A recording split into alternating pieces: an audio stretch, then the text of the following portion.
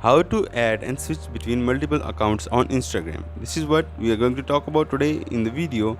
Make sure to subscribe to the channel. This really helps a lot. So without any further delay, let's move into the video. First of all, open Instagram app on your mobile. As you open Instagram app on your mobile, go down to the profile option. As you go down to the profile option, then up above you can see my name. As you click on the name, there will be a drop down option. As down there you can see my account over there, and you can see another option of add account. As I click on add account, now I can add another account or create another one, or I can add an existing account by linking any account to the Instagram. By following the procedure that has been given, I can add another account to this particular device.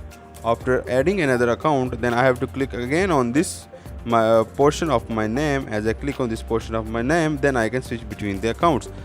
This is all from the video. Make sure to subscribe to the channel and also hit the like button. If you have any comments, put it down in the comments section.